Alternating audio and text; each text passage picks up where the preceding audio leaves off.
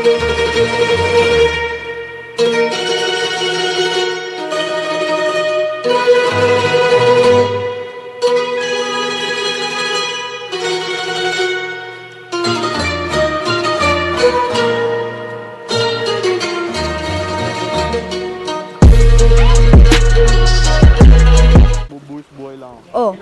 maggagala ka na naman? Sa aming travel vlog, dito sa bayan ng Los Baños, dadalhin namin kayo sa mga kilalang tanawin. Makikilala ang mga taong bumubuo sa lugar, at syempre, subukan ang mga kakaibang pagkain na tiyak na magpapasaya sa inyong mga kalooban. I love LB! Hi guys! So, papunta kami sa UPLB. Yes, pangalawang destination na.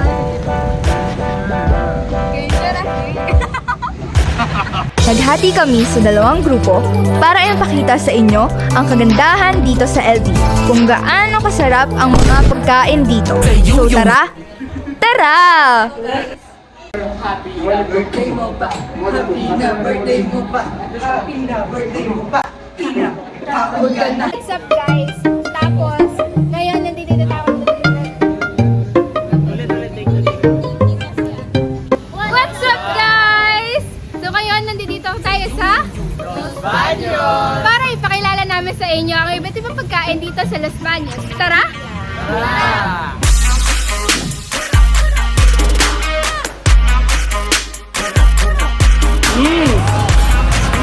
So guys, andito kami sa Los Baños para tikman ang Lettuce Buko Pie. Ano masasabi mo? Sabi mo sa Lettuce Buko Pie? Sarap. Sa halagang 500 pesos, makakabili tayo ng lettuce buko pie. 270 lang talaga.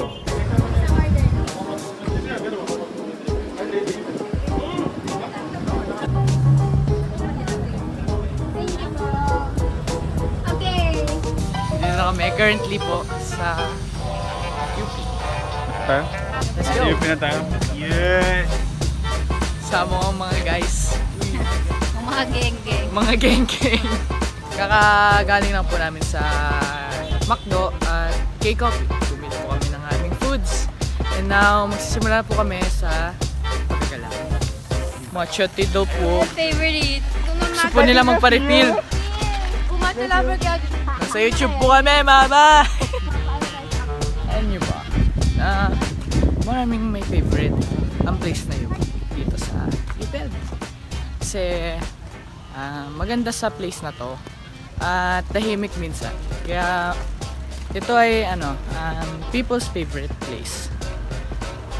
Fun facts. So guys, naglalaan na kami ngayon. On the way kami. Kakain. Spanish. So, pasensya na akong agad guys. Layo pa na nilakad namin. Dahil tropa ko, agad na din. Gutom na. Kaya tingin sa order niya. Dito kami sa Big Bellies. Sikat to sa affordable na pagkain nila, di ba?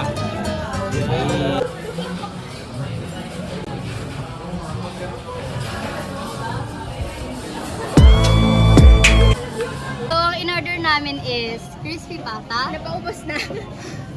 Crispy lempo na teriyaki. And crispy chicken na chili garlic. Yan ang best seller daw nila. And nagtataka kayo, bakit 3 meals lang? Eh, madami kami. So, meron kaming challenge na ginagawa is 500 lang dapat yung magastos namin sa trip na to. Ayun. So, tipid-tipid. Share-share lang kami dito.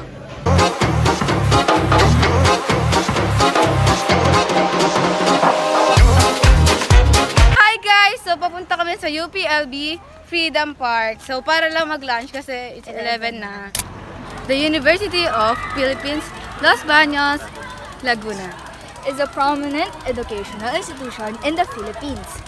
So, here are some facts about UPLB. So, saan nga ba natin makikita ang UPLB? UPLB is located on Los Baños, Laguna, Philippines.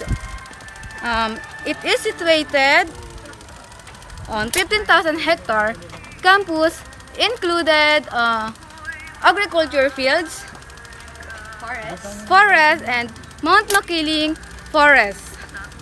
So, the founding of UPLB. UPLB, nahanap siya noong 1999 as the College of Agriculture under the American colonial government. It later became a constituent university of the University of the Philippines system. So, ano nga ba yung academic programs ng UPLB? UPLB offers a wide range of ungraduated and graduate programs across various disciplines, including agriculture, forestry, veterinary medicine, engineering, social science, and natural science. So yun, nandito na kami sa UPLB Freedom Park. Hanap na kami ng pwesto. Yo, shoutout sa mga ka-group namin. Food trip kami dito. Sagot ni Bren. Hindi, joke lang. Sagot niya to. Salamat sa inyo sa food trip na to. Tingnan mo. Salamat Jerickson. Ang saya-saya nung nakakain. Oh, galing na kay siya. Nabusog daw siya. Kayo, yung 50 nyo, nakatulong pa sa tiyan namin. Nakatulong na kayo, nagka-grade pa kayo. Ano yung time sa group natin na nag-ambag? Very good kayo. Very good. Very good. Hi guys! So yan pa. ka na po. Yes. OTW. So kung pupunta kayo dito, masaya naman. At marami kayong friends. Yes. And memories na din. Nadala kayo maraming foods. In case na po. And water. Nakakapagod siya. Nakakapagod siya.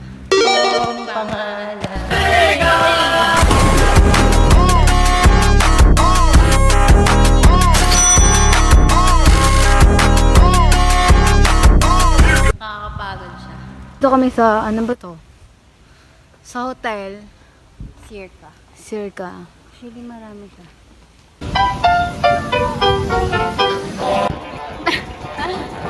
So, nandito kami ngayon para magbigay ng review sa Big Bellies. So, ano nga ba masasabi mo sa Big Bellies? Ang Big Bellies, isa siya sa mga talagang kinakainan ng mga estudyante dito, lalo ng mga UP students kasi maganda din siyang pwedeng pag-aralan nila. Maganda nga yung setting nila na. And sobrang convenient. Sa pagkain naman, okay naman yung pagkain nila, masarap.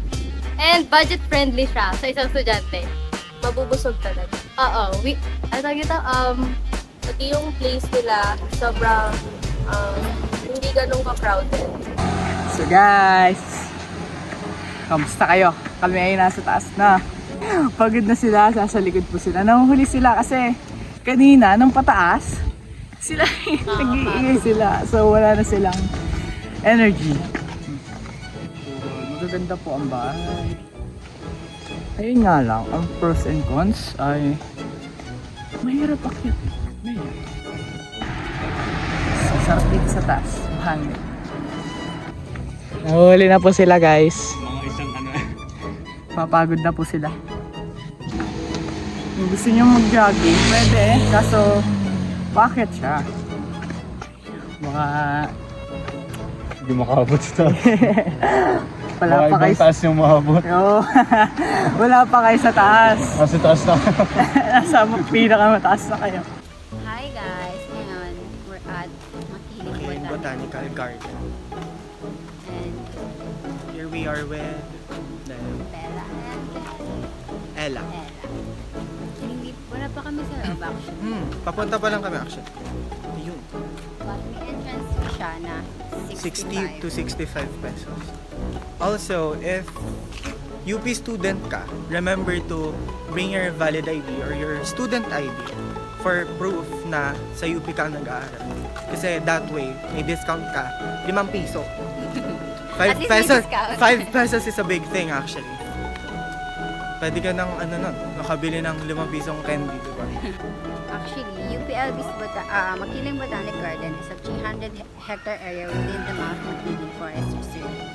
It serves as a living museum for various plant species, including endemic and endangered. Ang ganda ka dito. Also, UPLB hosts the Makiling Center for Mountain Ecosystems, which conducts research and provides expertise on mountain ecosystems.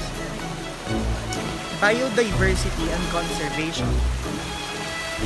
UPLB has produced notable alumni in various fields, including government officials, scientists, educators, and industry leaders. Some alumni have made significant contributions to Philippine society and beyond. UPLB has student publications like the UPLB Perspective, a campus-wide newspaper for nomads. A literary folio, this publication serves as platforms for students to express their views and creativity. UPLB is actively involved in community development and outreach programs. It collaborates with local communities to address social issues, implement notable and sustainable practices, and promotes education. Oo, go! Kain na! At kung nagtatanong kayo, asan na yung mga kasama namin? Andun sila. Pagod na. Taste test! Taste test! Ay, okay. Pa. Medyo. First time kong kumain. Sarap. Hindi siya sobrang tamis. Tama. Pero mas masarap siya if mainit. Kung mas mainit. Medyo mainit pa siya, pero mas masarap kung mas mainit pa siya. Kasi kanina pa naman ito binili. Kaya medyo mainit na. Yeah. Ikaw? Hindi siya masyadong matamis. Tapos yung may pa crunchy yung buko. Okay, ako naman, since nasabi ko kanina, di ba, nasanay ako sa nasanay nga ako sa the originals yung binibili, or yung kinakain. Compare natin sila, mas gusto ko the originals. Kahit galing siya sa ref, kahit kinain ko siya na galing siya sa ref, mas gusto ko siya kasi dito. Kaya gusto niyo ng buko pie? Wow, buko pie! Sarap. First bite, thank you Lord. Sarap. Yun lang naman. So, kung gusto niyo i-try, go. Pero, personally, the originals pa din. Rated 1 to 10.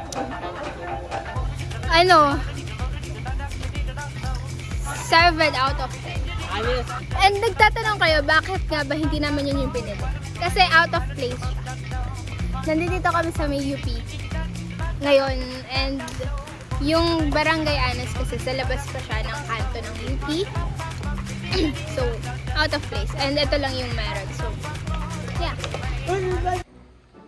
Hi guys, pasensya na subok. Explore namin dito yung mga museum na makikita namin, and huwag kayong mag-alala. Hindi po kami lalapit sa mapuno at magubat. Dito lang po kami sa tabi.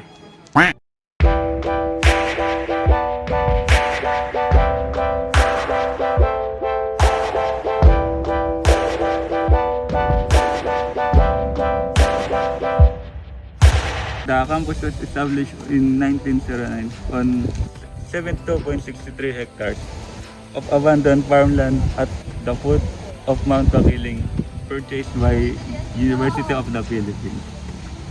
So, yun guys. Siya si Noel Deluso, ang Toxical Vincent. Hi guys! We're going na kami, but we're tahan pa kami. Yes. Iri. Naulan na kasi guys. Naulan na kasi guys. Kaya uwi na kami. Say bye guys. Bye-bye!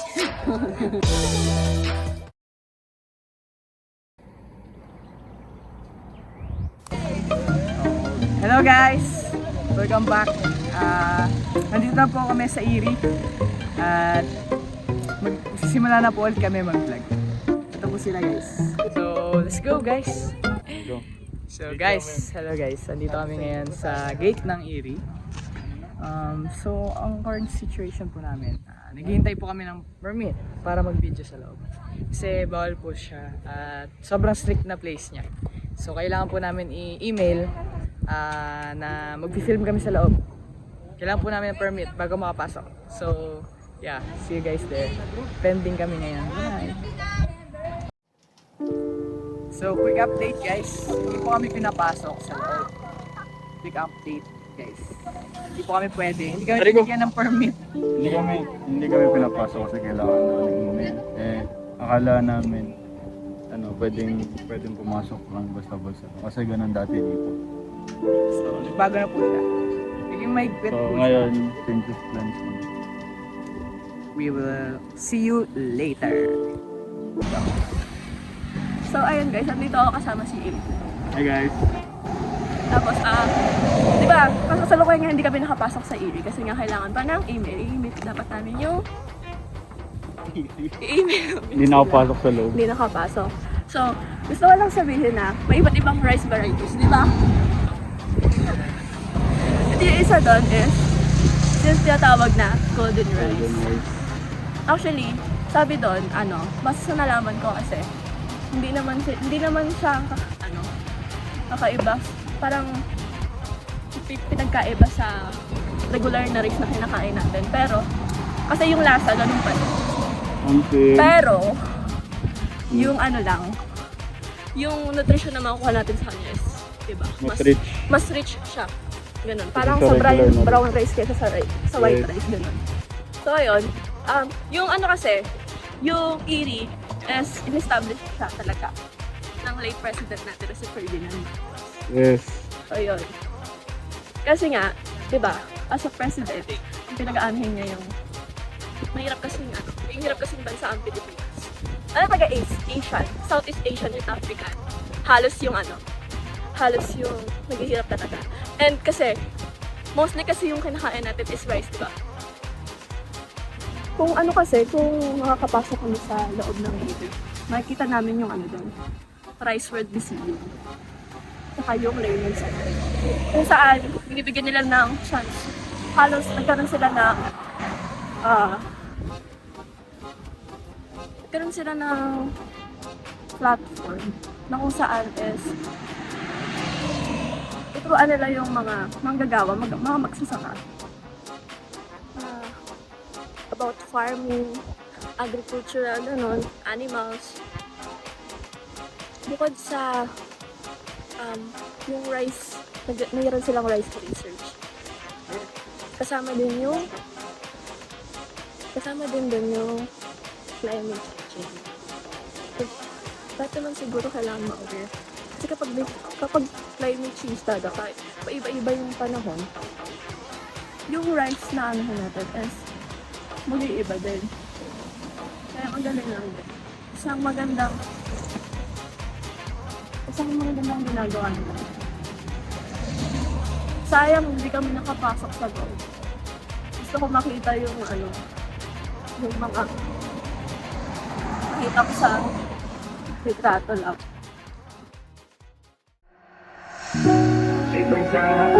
And you better treat wise. That's my heart. 1, 2, 3, 4, 5.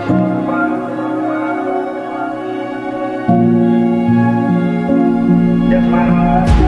Shape and size, and you better choose wisely. That's my heart. 1, 2, 3, 4, 5.